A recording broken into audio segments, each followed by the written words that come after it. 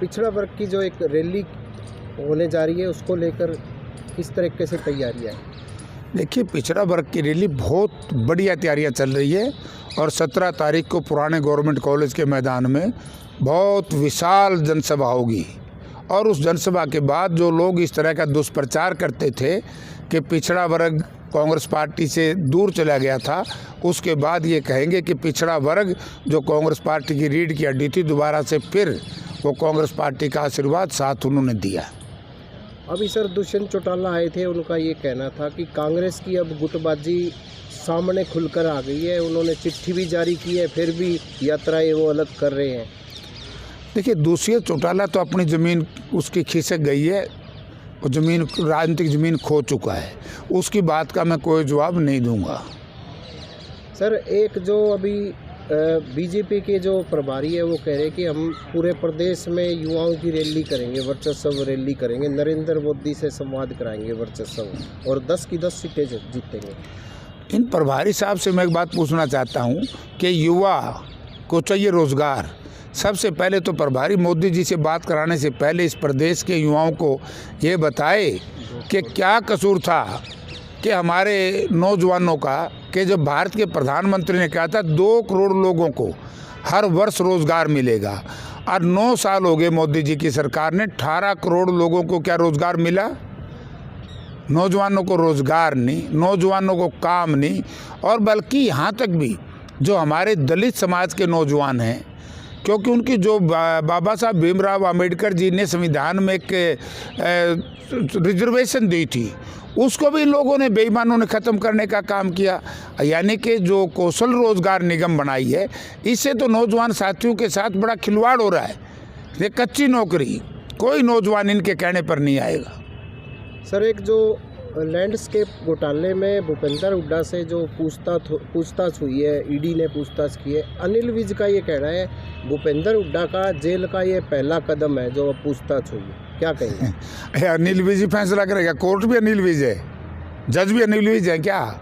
चलो, दरखास्त तो ये सरकार दिलवा रही है हुड्डा साहब के खिलाफ कहीं न कहीं से, लेकिन हुड्डा साहब को जिस तरीके से बुलाया गया, मैं तो शुरू से 8 साल से कह रहा हूँ, जब से भारतीय जनता पार्टी नीत सरकार बनी है तब से हुड्डा साहब के ऊपर कितनी बार इस तरह की इन्वेस्टिगेशन हुई है। हुड्डा साहब पाक साफ है और ये सारे केस राजनीति से प्रेरित हैं।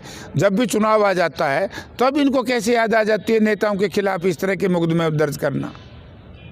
अभी आपकी जो लोकसभा को लेकर किस तरीके से तैयारियां हैं, जो 10 सीटों को लेकर कांग्रेस की? कांग्रेस पार्टी की तो आप, हमारे नेता चौधरी भूपेंद्र सिंह हुड्डा ने 1 साल पहले ही कह दिया था कि मनोहर लाल जी सेशन में, आपको याद होगा, कांग्रेस तो 24 घंटे चुनावी मोड में है। हमारे तो कार्यक्रम कभी विपक्ष आपके सबक, कभी जन आक्रोश रैली, कभी हमारे सम्मेलन, कभी हमारा जन मिलन कार्यक्रम, ये चल रहा है, लगातार चल रहा है। नौजवानों का कार्यक्रम अलग है, महिलाओं का कार्यक्रम अलग है। तो इस तरह के कार्यक्रम कांग्रेस पार्टी बड़ी तेज़ी से चला रही है। और मैं कह सकता हूँ, वो तो कहने में झिझकते हैं कि आज हरियाणा में और यह देश में दोनों जगह कांग्रेस पार्टी इस इलाके से बड़ा प्रचंड बहुमत से जीतेगी। सर राम मंदिर का जो प्राण प्रतिष्ठा का जो कार्यक्रम हो गया, अब कह रहे कि बीजेपी कार्यकर्ता सभी वहां जाएंगे मंदिर के दर्शन करने, क्या देखते हैं, क्या इसको लेकर क्या कहेंगे? इसको हम क्या कहेंगे, ये तो इंक्रोचमेंट है। चौधरी भूपेंद्र सिंह हुड्डा का बयान पढ़े हमारे नेता का, उन्होंने कहा कि हरियाणा प्रदेश के हर व्यक्ति में क्या DNA में राम है, हमारे DNA में कृष्ण है। तो राम तो हमारे थे, हैं और रहेंगे।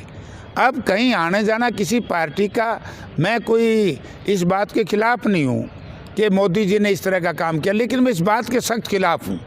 और जो साथी सुनेंगे उन्होंने भी विचार करना पड़ेगा कि धर्म के नाम से राजनीति नहीं करनी चाहिए।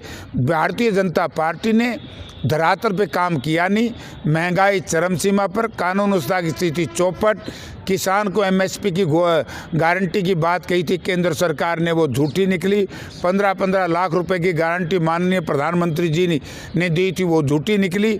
तो इनका विश्वास अब कोई कर नहीं रहा, इसलिए मंदिर का सहारा लेकर के, राम जी का सहारा लेकर के राजनीति करना चाहते हैं। तो इस तरह इनके बहकावे में अब लोग नहीं आएंगे। और देख भी लिया इन्होंने कि हुआ क्या हरियाणा प्रदेश में। हरियाणा प्रदेश की जनता समझ चुकी है भाई राम हमारे थे, कोई आज की बात थोड़ी है। राम जी के जो मंदिर के दरवाज़ा खोला तो माननीय स्वर्गीय राजीव गांधी जी ने खोला था। तो कांग्रेस ने तो कभी इस तरह का प्रचार नहीं किया। कांग्रेस पार्टी ने सोमनाथ जी का मंदिर बनाया था, कांग्रेस ने तो कभी ऐसा प्रचार नहीं किया। यानी कि एक सर्जिकल स्ट्राइक करे तो मोदी जी ने कर दी, मंदिर बनाया। ये एक आस्था से जुड़ा हुआ पर्सन है, इसमें किसी व्यक्ति का नहीं है।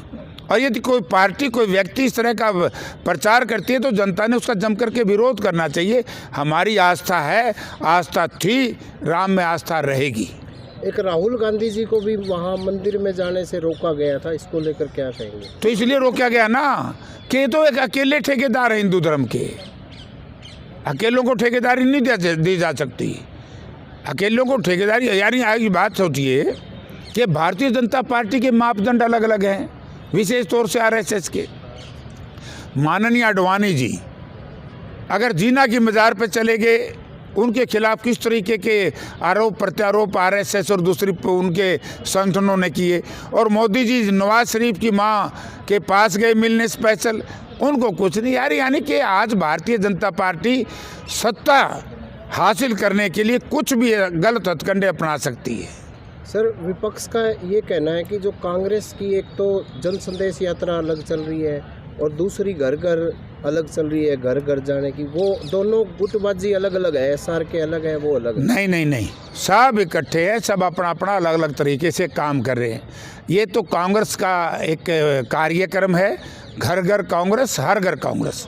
आज हमारा हर साथी कोई भी हो, पूरे 90 के 90 विधानसभा क्षेत्र में इस इशू को, इस कार्यक्रम को लेकर के घर घर जा रहे हैं।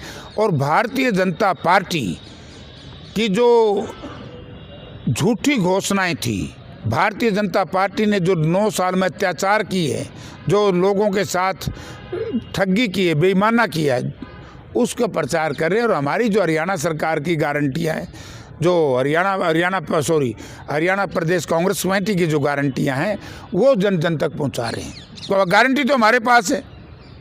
अब भारतीय जनता पार्टी ये बताए कि नरेंद्र मोदी जी की गारंटी की तो बात करते हैं, प्रधानमंत्री की गारंटी, कारपोरेशन के चुनाव में भी गारंटी प्रधानमंत्री की, लोक विधानसभा के चुनाव में भी गारंटी प्रधानमंत्री की।